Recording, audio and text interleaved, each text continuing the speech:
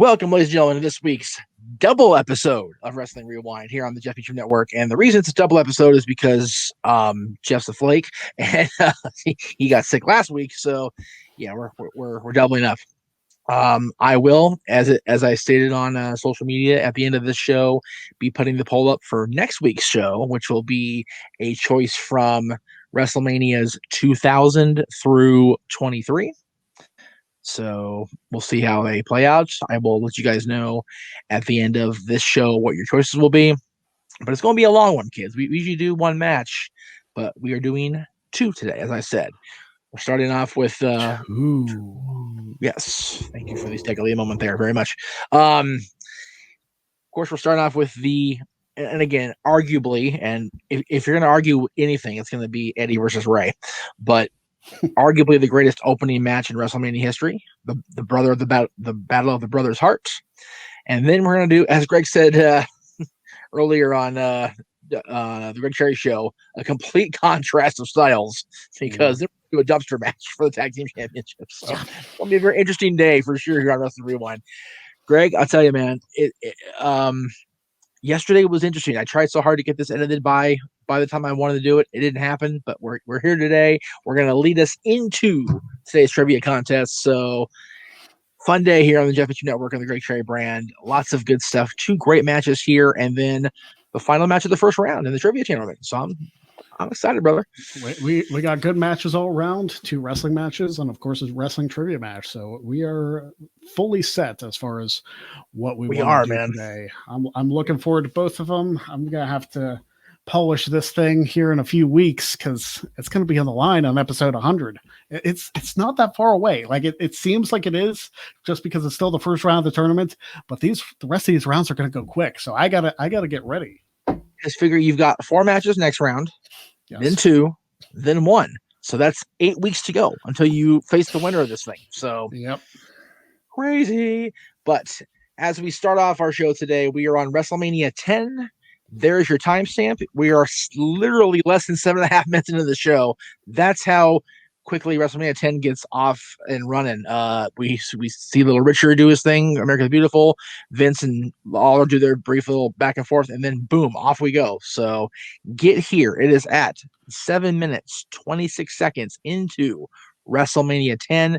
You should be seeing the fading graphic between Vince and Jerry going into the Bret Owen actual match graphic, which I had to freaking actually screen capture on my phone to get a proper decent shot of this image in order to post it here on the graphic. So there you go. It was a bitch, but I did it because I love you kids. So here we go. 7 minutes, 26 seconds into WrestleMania 10. 3, 2, 1, play. Pettingill. Yep, gotta love Pettingill. Well, you don't have to, but you can if you want to. And here's where it all started. Ironically, this match happened the way it happened with Shawn Michaels being at the helm because of Jerry Lawler. Yep. It was supposed to be the King and his Knights, of course, but there was that redonkulous, bogus charge of sexual assault against the King down there Memphis way. So Shawn Michaels filled in, and he ended up being the catalyst. It's funny how Shawn Michaels was the catalyst of the brothers Hart feud when you think about Shawn and Bret later on. And even before this, as far as the previous year. So Owen officially challenges Bret. Bret right here is saying, I will in no way ever face my brother Owen, very much like Undertaker and Kane did a few years later. These guys are actually brothers. So, but Bret is steadfast. He will not face Owen. He will not get in the ring with him. And here we are. This is Christmas weekend, as it says here on the screen. Bret is, again, he's not denying there was friction.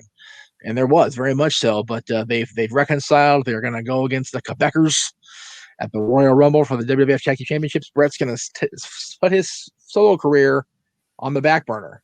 Very unselfish of Bret. So I actually enjoyed this match as it happened through our Rumble. I was you almost had to know there was going to be some sort of shenanigans because it's just too easy otherwise. By the way, not going to lie, I love me the Quebecers finisher. Yeah, it's a good one. Right, Pierre just somersaulting basically off the top of Jacques, which Jacques not a small man anyway. And there he goes, kicking the leg out of his leg. Oh, if you know, you know, and God bless you if you do know. Kicked your leg out from under your leg. That's fantastic promo, and just man, Owen made for such a quick transition to this whiny, obnoxious poop head of a heel. Because God, like it's like you don't want to hate little brother because he's had to be held down, but man, he made it so easy to hate just because oh, shut up, you whiny little bitch. Oh my God. There it is, the garden, baby. Mm-hmm. Sold out, brother. First WrestleMania without Hulk Hogan, for what it's worth. Yep. In any way, like he wasn't even like announced like a appearance or whatever. He just was not here. It was very interesting. Category of who the hell are you? Why are you here? We don't remember you. I still don't know that guy's name to this day. Couldn't tell you off the top of my head. I think he's a Bill Dunn. Something like that. Now everybody said from Calgary, Alberta, Canada, and fans pop and they hear Owens. They're like, oh, snake him. I always liked the WrestleMania 10 tunnel. Oh, yeah. Always dug this, man. And you see it every time Bret comes back because it's part of his entrance video every single time now. Mm-hmm. What? As a matter of fact, you're going to see it in a few minutes here when he walks out. This entrance of Bret is in his entrance video forever because it's such a cool presentation. Man, if we could take out one day in wrestling history, take out Over the Edge 99. Just erase that from memory. Yeah, it's or erase it from ever happening. Yeah, ever. Yeah, it just or if you can't erase it, get into somebody's head. We don't need to have the Blue Blazer fly down from the rafters. We can have him win the IC title straight up from here. That's good. Thanks. Mm-hmm. Like man, and he's just turning that shit right up. When you think about. Like, granted, Jarrett was a damn good Intercontinental champion there in 99, and it made for some great stuff with him and D'Lo down the line and all that. The first ever Eurocontinental champions. But, man, the Blue Blazer with that goofy-ass gimmick as the Intercontinental champion, oh my goodness. That would have been just some tremendous television. You get, oh man, look at that pink and the way it's lit here, the way the lights like bounce off the camera. My God, what an iconic shot there. Good Lord have mercy. Oh, he's too good. Did we lose you? Did you fall behind or no? I'm up in the brightness on my TV. Oh, okay. Oh, I saw his Roku. Like, he's even Roku at me. What do you want? For the record, I'm actually trying this on the Fire Stick today because my Roku keeps locking up and having an error message when I do the WWE Network. So I'm thinking it has to do with the Peacock transition that they're slowly just giving a crap about their presentation on Roku. It's like, okay, whatever. Just irritating the shit out of me. But yeah, it's funny. I know I've asked another former co-host of mine, do you actually have a pair of those Bret sunglasses? Do I? No. Okay, I didn't think so because I knew Josh did. I knew Josh got it at some point when he was a little one. So I was curious who I think I was gonna buy one off the WWF catalog in the magazine. Shows you know what I am. But I never did. I kind of regret that because you go on eBay, even the unsigned ones, you cannot find them for very inexpensively at all. It's terrible.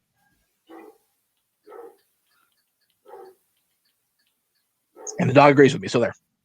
Yeah. Anyway, so at this point, Dave Hebner's officially like give me 1 second. Of course, you're good. That's fine.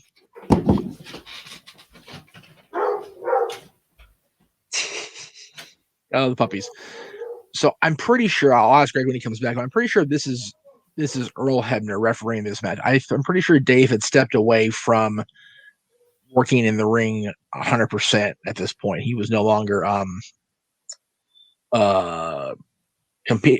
actively in the ring doing the refereeing. I'm pretty sure if I remember that right, that's how it was. But again, I don't 100% know. So Greg might know better than me. So I will definitely find out, see if he knows the answer because I don't off the top of my head. So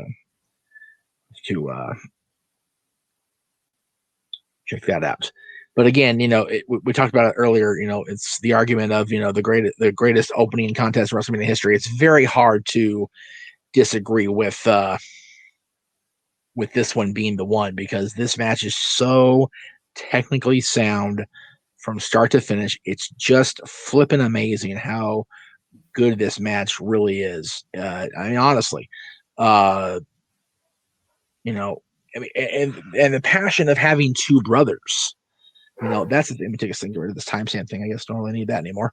Having two brothers in the ring against each other, when you don't think about things like that happening in, at least not back then. You had people that turned on each other, like proteges, mentors, tag team partners, managers, clients, that type of thing. But you never really had a situation where you had a brother turn on another brother, and it was such a great build between these two guys when you had Owen come up against Bret, after the Survivor Series thing happened, and it just played off so well. It really did. It was really something unique that we hadn't seen before, as I said.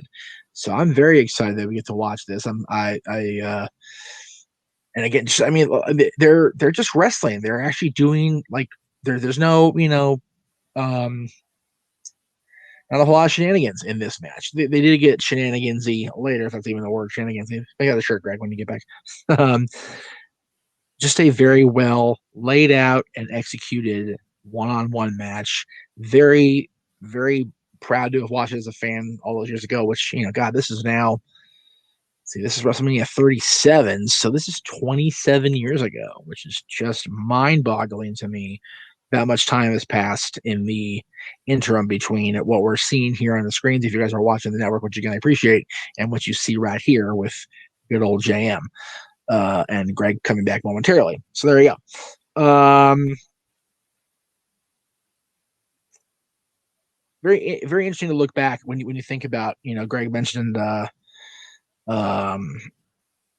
rewinding time and taking Over the Edge out of our collective existence. I do agree with that 100% as far as the match goes. The rest of the pay-per-view was done very, very well. We've talked about it. The overall pay-per-view of Over the Edge was not a horrible show. It was a great it continued along the path of the McMahon Austin storyline with Undertaker being the champion and whatever. And yeah, if we could just take that match out of that lineup and then, or even have the match go on, but not have the Blazer come in from 70 feet up, it's rather a decent pay-per-view when you think about it. So sorry, I was just kind of carrying on with what we were saying before you left. There's not a whole lot of, and now mine's going at it. Jiminy Christmas. Not a whole lot of shenanigans in this particular match with them. It would get, I said to the people, we're going to get you doing the shirt shenanigans later with these guys, cage matches and different incarnations of the stipulations or whatever. But this match is about as pure as it gets. And I'm so glad they did it that way. It was so well done. Yeah. Just the and for some reason it didn't. Whoa, there we go. Oh, forgot he slapped him. Jeez. I knew Owen slapped Bret, but I forgot Bret slapped Owen. Holy crap. I feel like you're a second ahead of me. Yeah, let's see where I'm at here. 18, 22, 23, 24. Okay. You want me to pause or? Pause and then hit play again real quick. 33, 34, 35, 36. Okay. We're good. Yeah, I was just as I was going along with while you were gone, just I also did want to bring up that I felt pretty bad that we didn't get the show in the last couple of weeks, and again, that's 100% me. 2 weeks ago, I don't remember what happened, circumstances where we couldn't get the show recorded, but last week I was sick as a dog, man. I felt like I got hit by a freaking 18-wheeler hauling a set of cars. It's terrible. Hopefully that will be my annual Jeff gets sicker and shit days, because it usually happens around this time anyway. So hopefully that'll be the gist of it this year, because usually it gets into the strep throat and it's a whole other ball game, and then I'm really down for the count. I think last year was the first year I didn't get like, oh my god, like call the freaking doctor and the mortician sick. Just got lucky, I guess. I mean, didn't really go anywhere to get sick, so I don't know how. It kind of was a fait accompli. Like, yeah, we didn't go anywhere, so but you didn't get sick. Okay, I remember I asked you. Now, when you first walked away, I saw that they were having a Hebner referee. At this point, Dave Hebner has totally stepped away, right? It's Earl from here on in, like from a couple of years ago, right? Yeah, I'm pretty sure it's Earl. Okay. I remember Dave being an agent at WrestleMania 8, breaking up Savage and Flair, and trying to be involved in that. I don't remember him refereeing after that.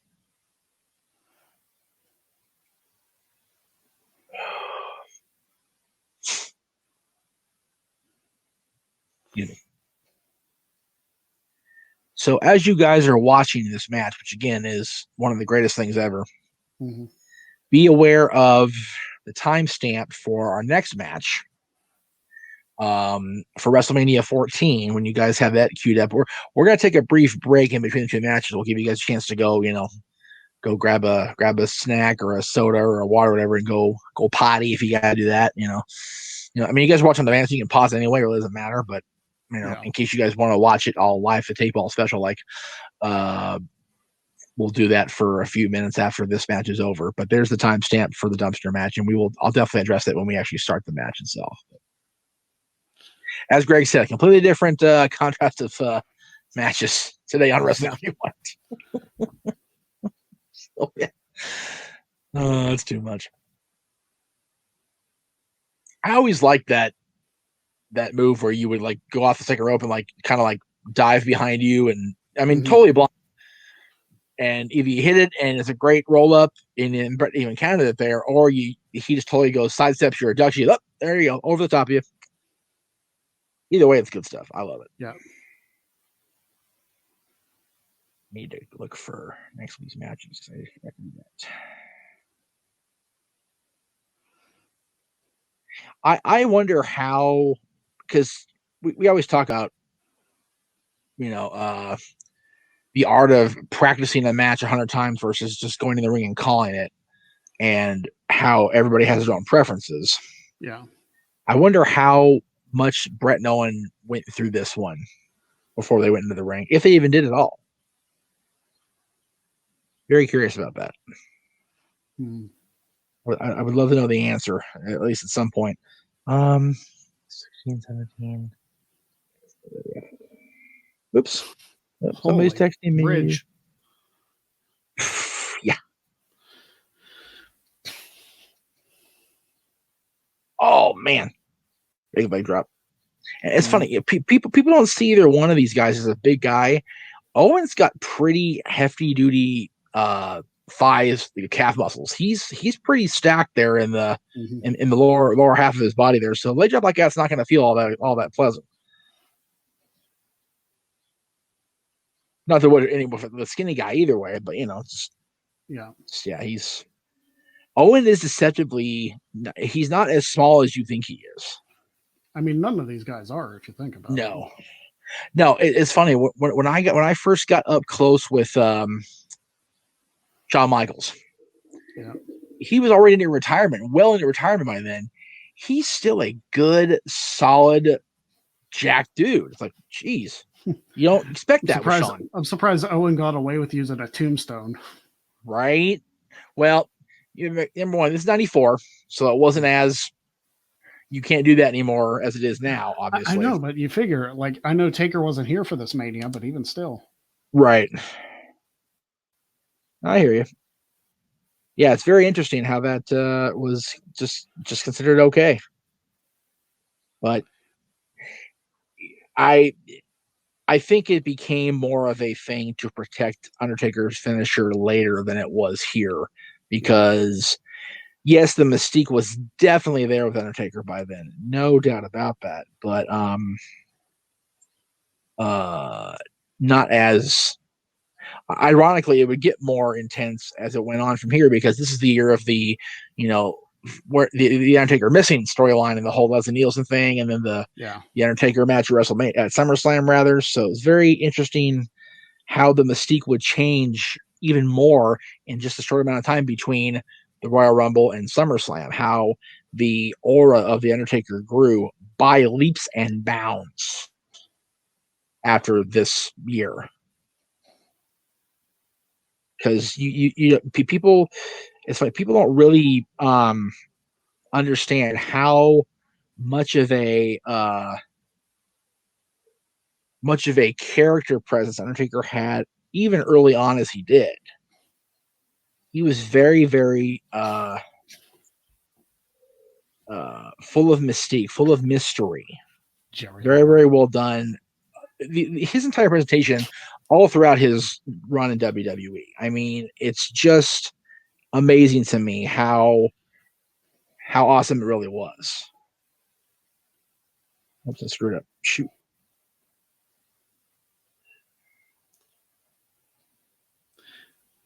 Give me 1 second, guys. I'm going to go off mute here for just 1 second. Yeah.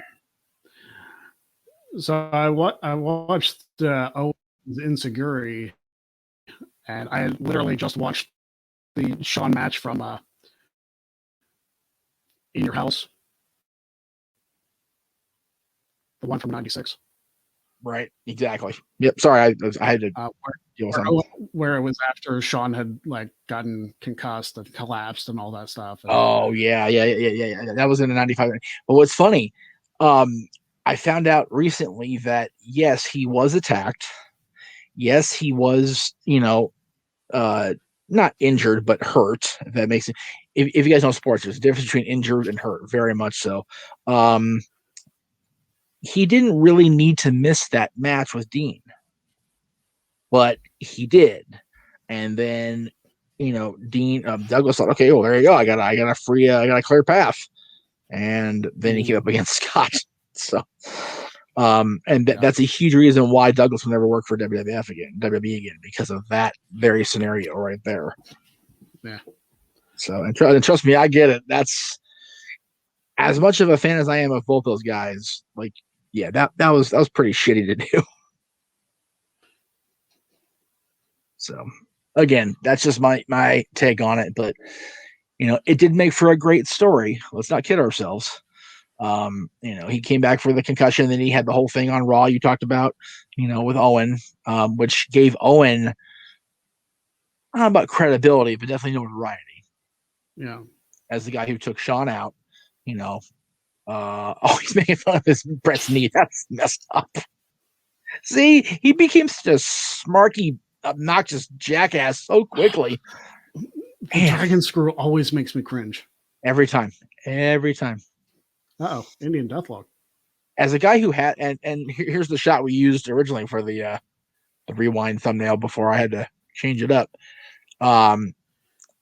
For a guy, for somebody that has notoriously bad knees, the Indian, the Dragon Screw was just unnecessary.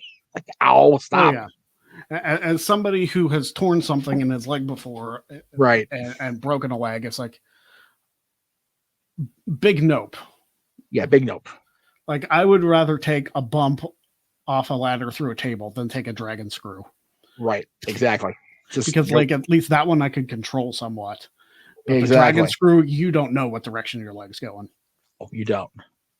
And it's very, very, very dangerous. Jeez. That's enough, please. Woo! It's funny, we were talking yesterday on the show about hardcore matches, what we can and cannot stand. Yeah.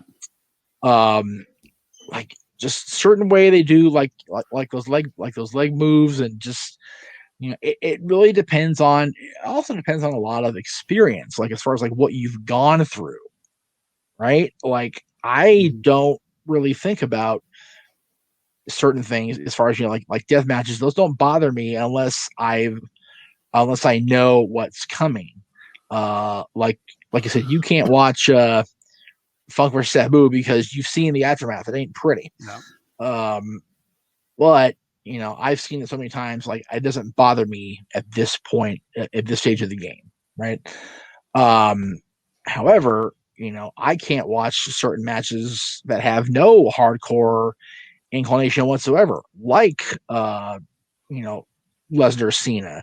Like, I mean, Hell in a Cell's got hardcore involved in it, to be fair, but it's not really by definition a hardcore match. But it's very hard to get through. I Quit, also not necessarily designed to be a hardcore match by definition, but the one between Mankind and The Rock is definitely a toughie for me to get through to this day still. So I know I'm not talking a lot. I'm just sorry. I know. Yeah. Well, it's I go off the assumption that people are also not necessarily tuned into the network, which is why when we do this, I tend to talk. So right. It used to be a lot more when we do the audio side of it, because otherwise you had to there and then people's God, just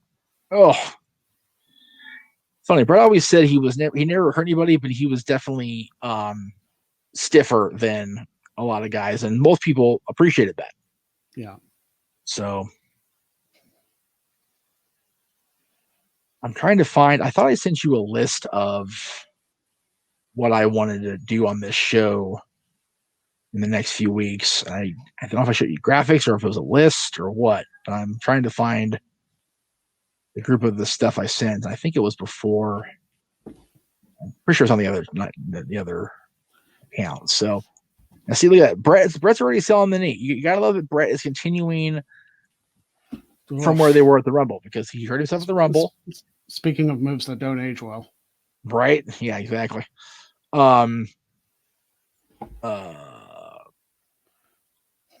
He got hurt at the Rumble with the knee. He's still selling the same knee injury, which is trying to tell people, hey, just so you know, like, he's still hurt. So even if he wins, loses, whatever, he still has to go into the championship match with a huge disadvantage. Yeah. Just great. It's great stuff, man. He's always one of the best storytellers in the history of the business. And again, people crap on Bret. That's, whatever.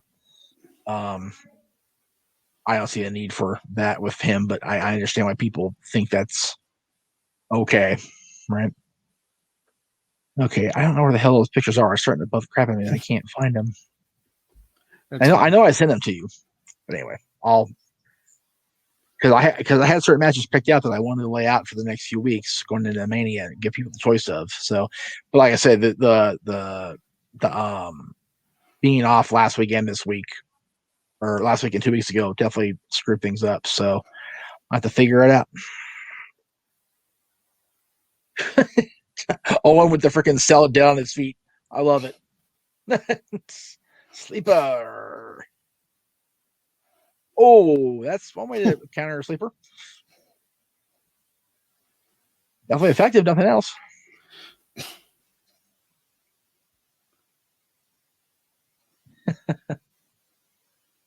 Sharpshooter. He invented it. He knows how to do it.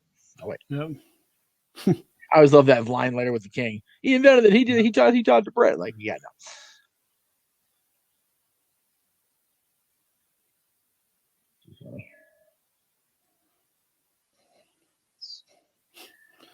no. Huh.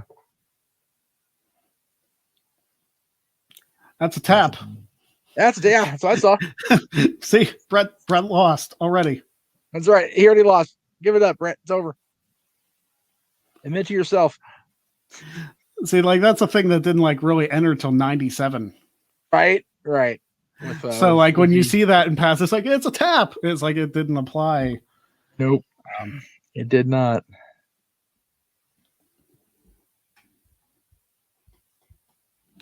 I found him. Here we go.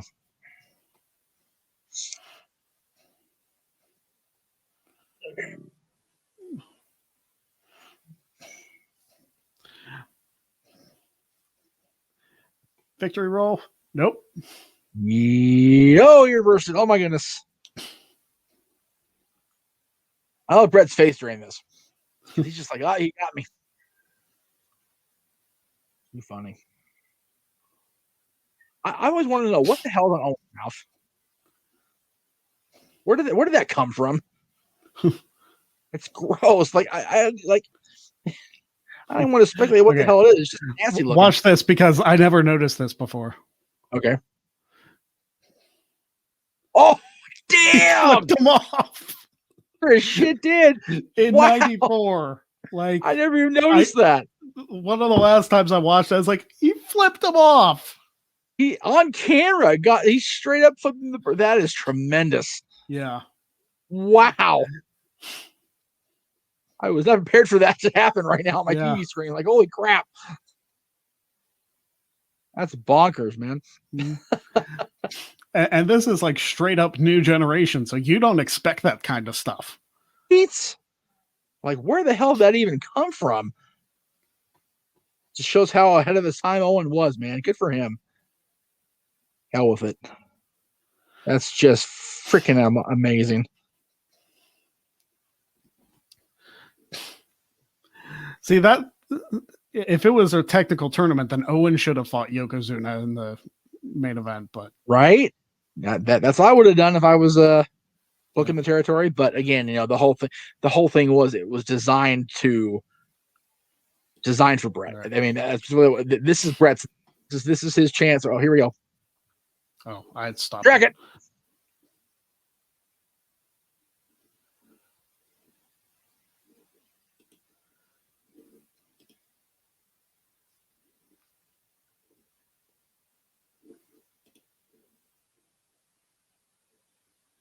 I really want to know where did that white stuff? What is that, and why is it a thing?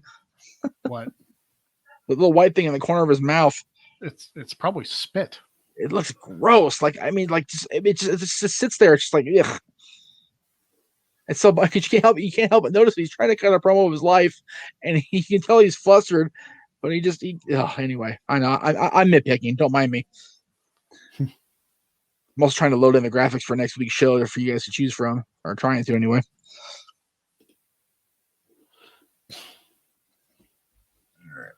All right. Not what I wanted. All right. So if you're watching this, we appreciate that. We are going to take a quick little break here, and we will come back with the second half of our doubleheader, as we have the WWF Tag Team Championships on the line between the reigning champions, the New Age Outlaws, and of course the ever dangerous Cactus Jack and Chainsaw Charlie. Terry Funk, if you don't know who that is, which I don't know why you don't know who that is, but anyway. We'll be right back in just short.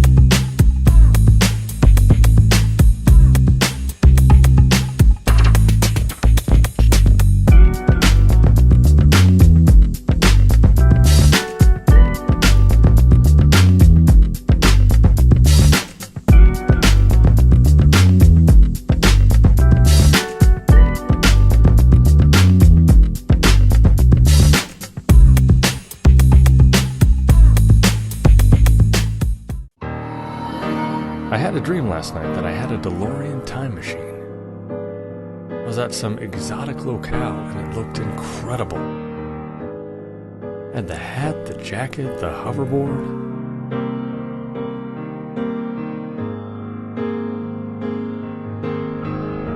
But then I woke up.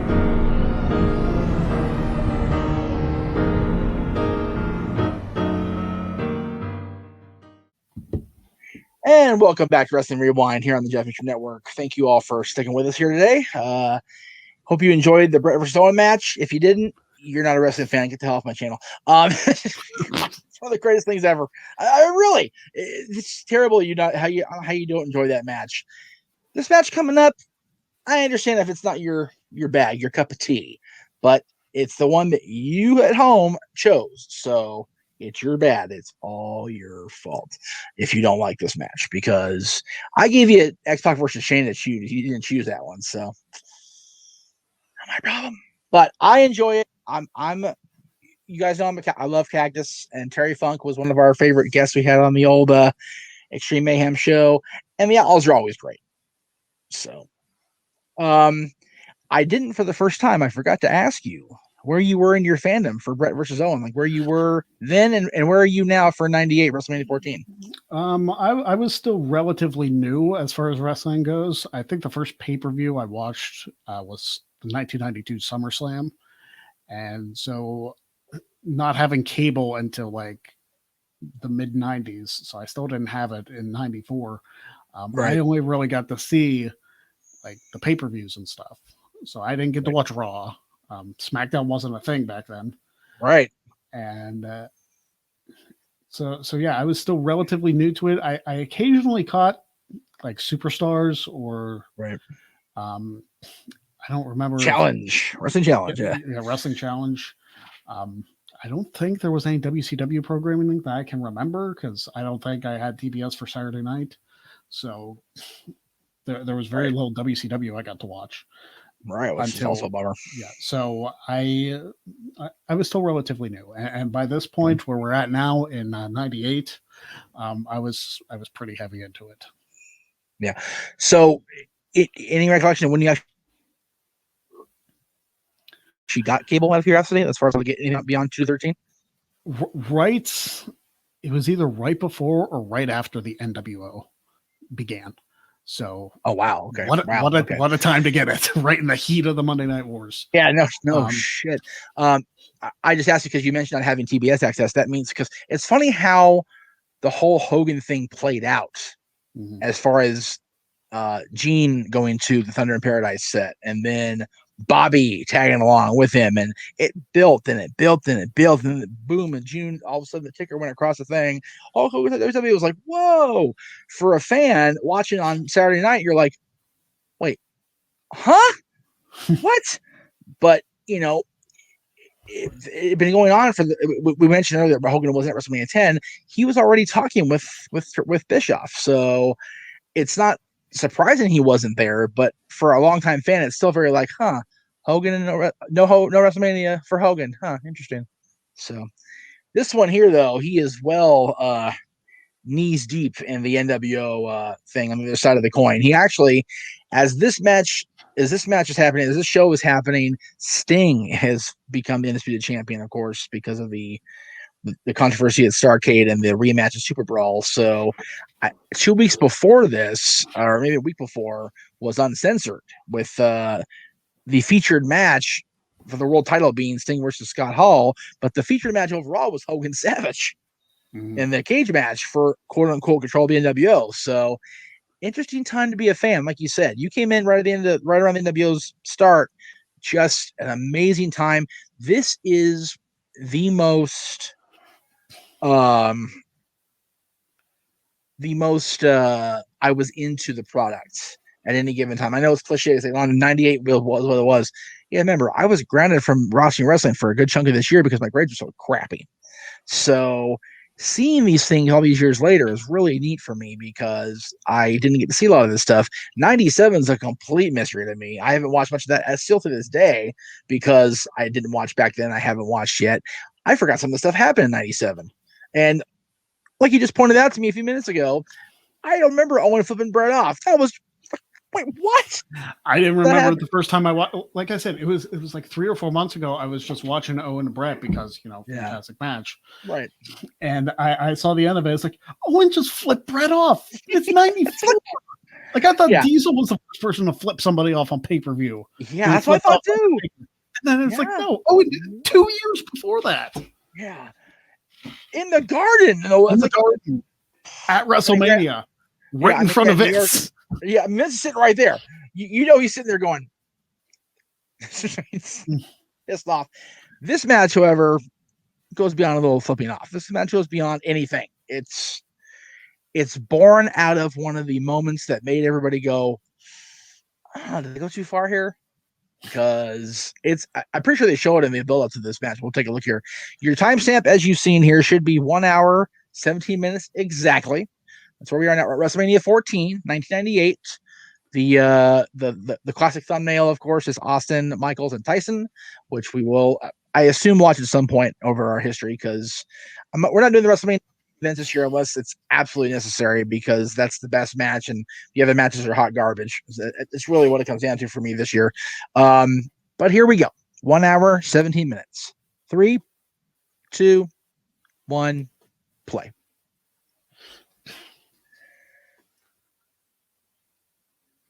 Now, we'll talk about the finish after it's all over, but I want to get your opinion here and now as they're setting this up.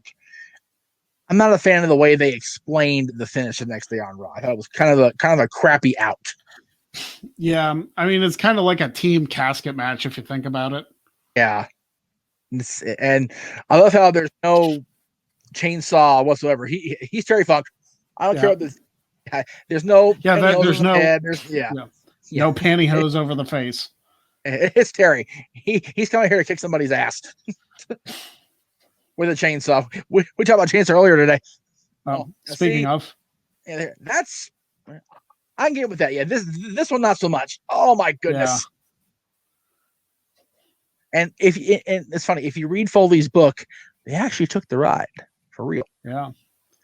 Nowadays, well, I mean, they didn't really have a choice, did they? It was live in front of a crowd. Thunderdome nowadays, they would have cut shot, and but they can't do that in '98. So, and it would have been totally okay, except they came at the end of the night. Terry with his hospital gown on, ass hanging out, with the IV attached to him. It's like, come on, fellas, really? Just, and ironically, I mean, we'll talk more about it later, but this whole feud with these guys and this match and the next night, the aftermath, really starts the charge for the updated, upgraded DX Army. Number one. Number two, arguably, it really starts Foley down the path to the championship at the end of the year. Because if you think about what happens to them the next night and how Foley reacts and how his character progresses over the next 9 months, iconic shot there. And as iconic as Road Dogg's James Gang? Oh.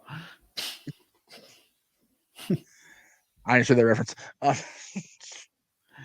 So I watched a WCW worldwide match between Brian Armstrong and Terra Rising. Oh, man. Yeah. And I was just like, wow, they'd both be in DX years later. Yeah. Things that make you go, like really, wow. Yeah. Okay. I serious question. Why is Tim White always the one assigned to the dangerous matches? I don't know. Our Betcher can get a break. No wonder he had those stupid ass segments in 05. Right. Okay. I was gonna say Billy's still wearing the belt. He finally got the damn belt off. Yep. Tim White was over there getting the title from Billy. It's like, come on, Tim. I know we're in your hometown, but wake up, Tim. Throw dirt on you. There we go. Yeah.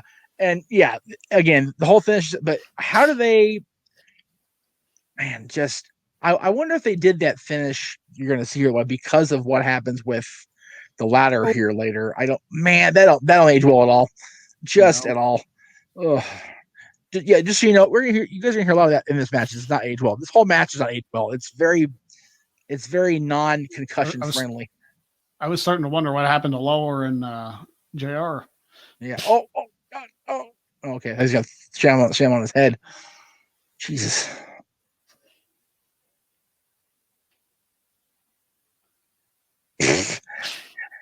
I love how they tried to make it look like he was trying to fight to get out. He grabbed the end of it so he could help himself up. That's awesome. That's such great. Like, okay, we're pretending you guys to. Yeah. See, again, had that happen to me. Not fun. Don't recommend it. Did not like. Would not recommend. 0 stars. 0 stars. That's right. Now, see, here's something you'll conceive right here. I don't care if you're a Cactus Jack or whatever. Just do not try this at home, kids. This one right here. Please don't ever do this at home. Oh! Ow. That's called a busted hip, ladies and gentlemen. That's what that is. That's called a big I don't wanna. Yeah. God. Again, we say it and by the way, Billy's nose is already busted open. That's how intense it got that quickly. We always say it, but Billy Gunn, especially of these 4, looks ridiculously young here. Yeah. Oh my goodness. Yeah. People don't realize how tall Billy Gunn is. He's the same height as Hogan in his prime, 6'8". He's a big dude. Oh my God. Oh no. Oh no. But Road Dogg's hair was not that great. No. Road Dogg definitely need to go to the Bruce Beefcake School of Haircuts. And see again, at least it was a great setup there. Billy sacrificed his partner by drop kicking him out of the way. Yeah. So Cactus would take the dumpster ass first. That's that's not good. And this is even worse. Ow. Oh, goodness sakes. Jesus. Brian, enough. Crazy bastard. God. Man. God, look at Billy's face, man. Yeah. His face looks like it exploded. Terry, you can't say the F word. Billy Gunn's not going to hold anything back. No, Terry, it is WWF, but you cannot say the F word on WWF television, Terry. So got you in trouble last time.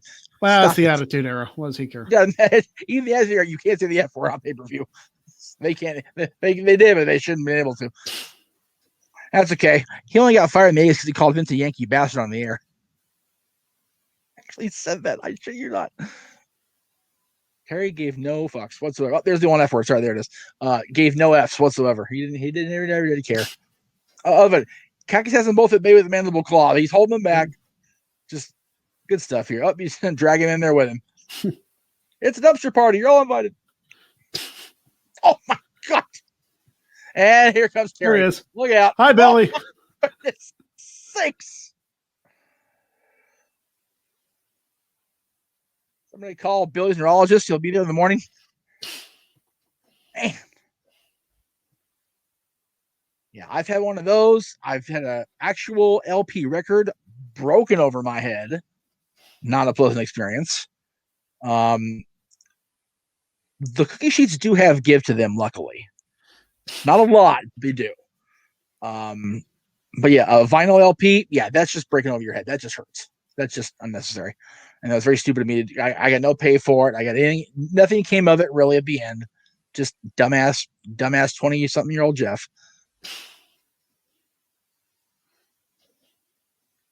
Oh, Rude Awakening. Look at that. That was a hell of a night breaker. Bye, Billy. Thanks for coming. That's right. Okay, here we Cactus go. Elbow. Cactus elbow. Boom! Nicely done. I love me the Cactus elbow. The best one is still Sting for sure, but DDT. Oh, planted him. Man, oh man. What was that? What the hell was that he's doing in the ring? Terry, whatever it was, Terry didn't want it. He threw it back out. It was a freaking dumpster dustpan. Dustpan. Yeah. Oh my God. I didn't notice that before. That's ridiculous. Man, oh man, these Boston fans are bloodthirsty. Why grab a ladder? Yeah. Well, why? Yeah. Why?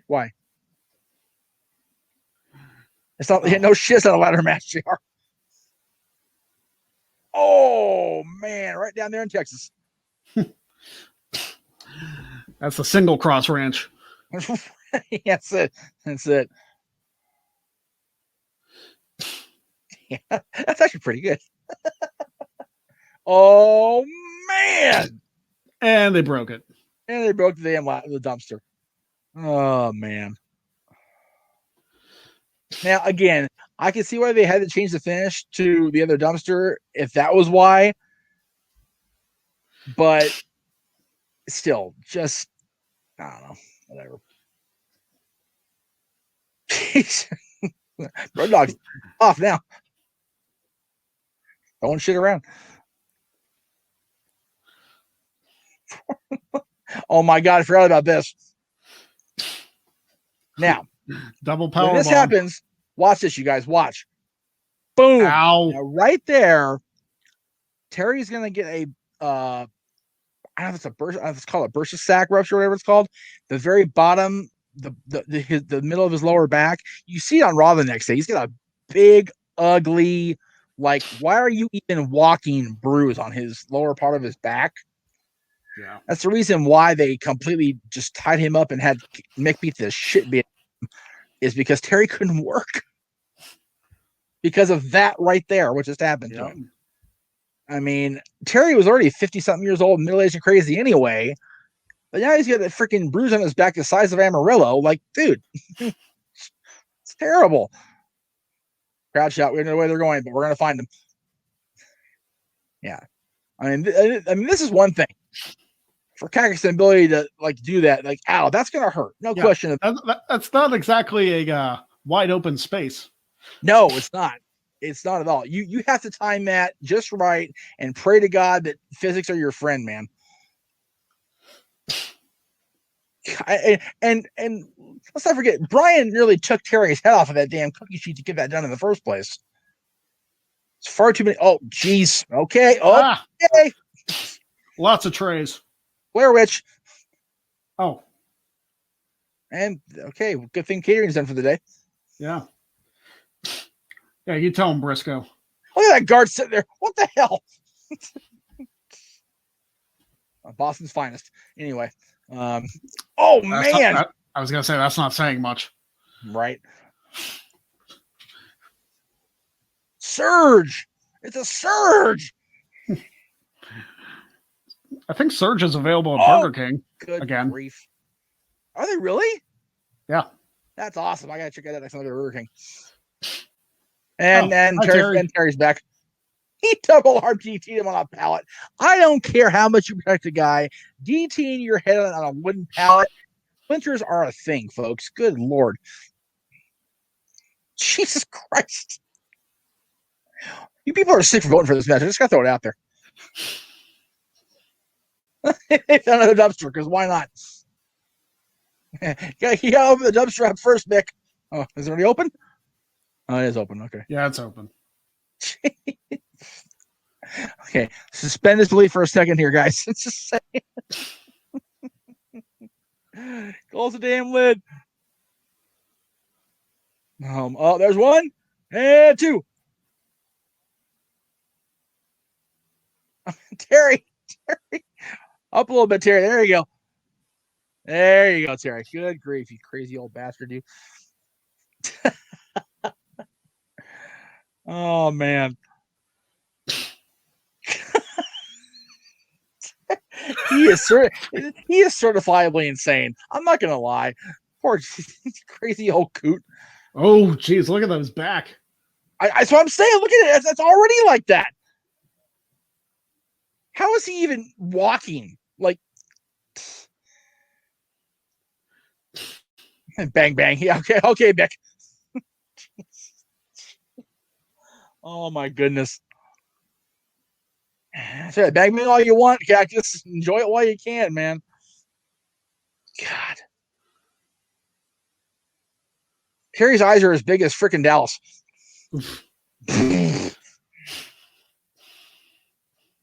Freaking nut job. Just like, jeez. All right, that's enough of that. Wow. Oh, I hope you all are happy with that. Good lordy. All right. So I'll make this real quick. That way we can get into today's trivia matchup because it is important. Next week, your choices are as follows. From WrestleMania 2000, the Prelude to TLC, Triangle Ladder Match for the Tag Team Championships. From WrestleMania X7, Angle versus Chris Benoit. Okay. Surprised you didn't go Shane Vince, but okay. I picked the highest rated match on the card based on being a non-title match.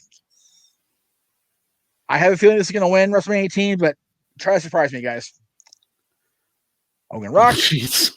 Oh, I know. And then 19, very undervalued match in my opinion. This was the highest rated match?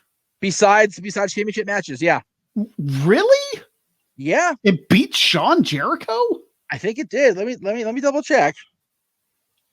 I find that hard to believe. All right, now that you say that, let's see. Booker 1 3.25.